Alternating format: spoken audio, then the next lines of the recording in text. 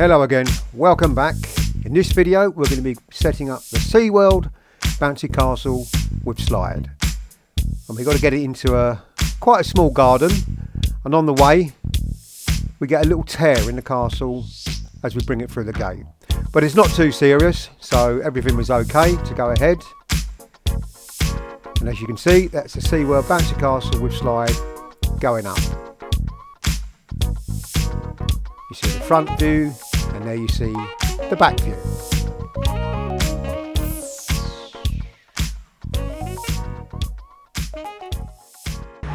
Hello again.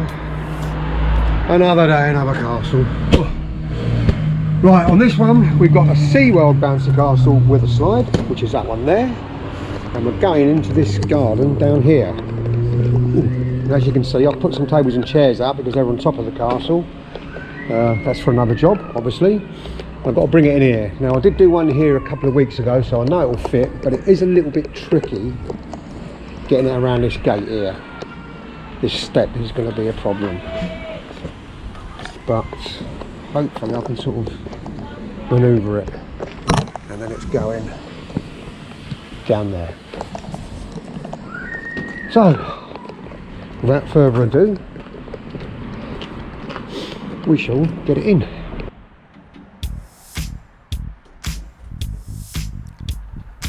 So the first thing to do was to get the bouncy castle onto the trolley without dropping it as we brought it down the shared driveway, past the chairs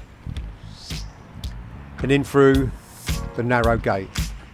Now, as I was saying earlier, it was quite a narrow gate and I knew it was going to be a bit tricky because they had a raised step going into the patio doors, which meant I had to turn it at a 90-degree angle. But it was a little bit tricky, but I managed to get it in just about. And that's us coming through with the blower. We use this trolley as a double, it goes down as a flatbed. So that's us going through the gate. As you can see, it's a little tight angle there where the step is on the house, but we got it through. So we got the castle in, the blower and the cables and all the pegs.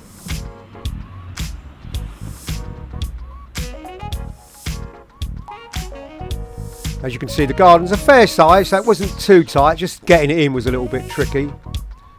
But we managed it. I had done it here before, so I knew it would fit, even though last time they did have a smaller castle. So we're just going to put a ground sheet down. The ground was really dry, it'd been quite a warm summer, very hot.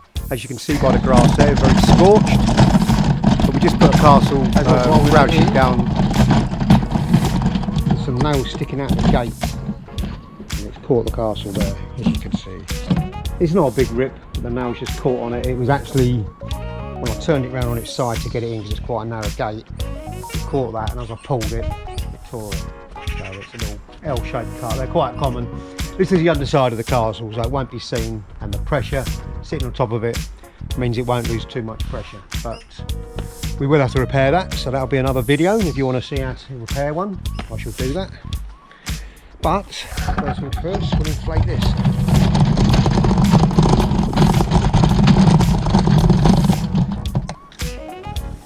Right, so we're going to run our cable down the length of the garden. We used two cables on this one, as they didn't have a summer house or an outbuilding at the back. We had to run it from the front of the house. It took two cables, which are 20 metres each. So we had a bit of play on the end of it, didn't take the full 40 metres. But they wanted it as far back of the garden as possible, as they were going to have some games set out at the front.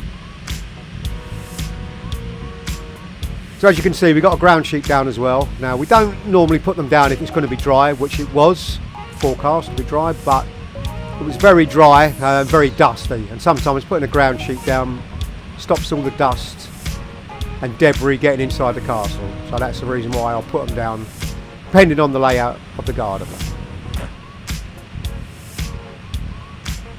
Now, as you can see, this is the SeaWorld going up with a little rip in it, though it's not doing too much harm at the moment. It was only a little L-shaped tear, nothing too serious.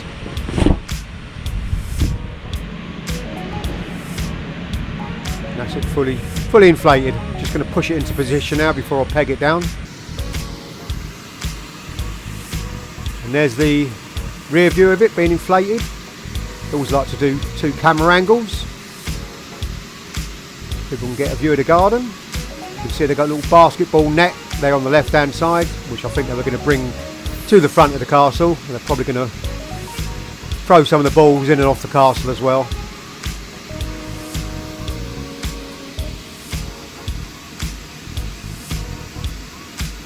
There you go, that's it going up.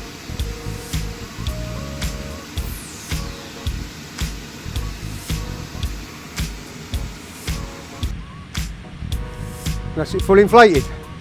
So once we got that down, I'll put a couple of pegs at the ground sheet, left and right, just to stop it flapping around in the wind, even though it's very light winds forecast for the day. And a couple of ground sheets and a couple of safety mats rather. One on the slide and one on the step. Sometimes I put 2 on the slide section, but one's probably enough. It was quite soft, the ground. And then around the side, put in some pegs. Now I know the ground is going to be very hard on this one. It's been very dry, as you can see. So it's going to do quite a difficult one to get in. It wasn't too stony, the ground. Some of them have got a lot of stones. Once you go down about 100 mil, 4 inches or so, you hit a load of stones and gravel, and it just makes it really difficult to get them in. But this one, it was just not so gravelly, but really hard to get it in because it was so dry. But we persevered.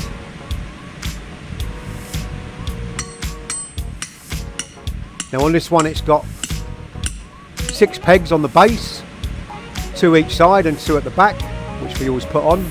And then at a higher level, it's got another 2 if needed. But as it was light winds and in a back garden, we tend to not put the ones at the higher level. We only really use those if it's on an open field. As you can see, pretty hard to get in, but it does have its benefits. It means it's not going to come out very easy either. And that's it, we put all 6 pegs in.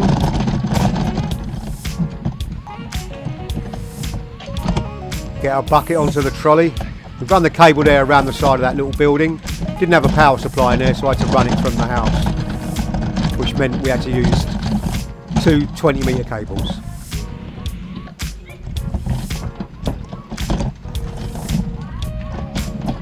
So, through the tight little gap. Now, I had a little nail at the bottom of it on this door, which is where I tore the castle. Can't really see it from that angle, but it was low down. I didn't notice it as I was pulling it through, but I did notice it once I set it up.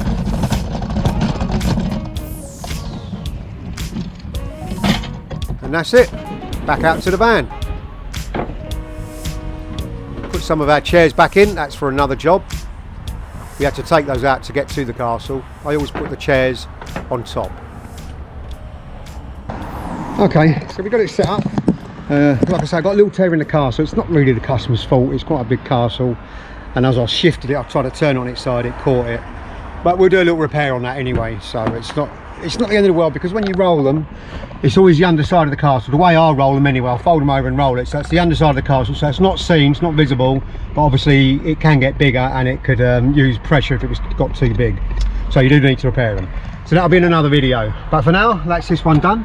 So as always, thanks for watching, hope you enjoyed it, and if you did, please like and subscribe, and I'll see you in the next one over there. Bye for now.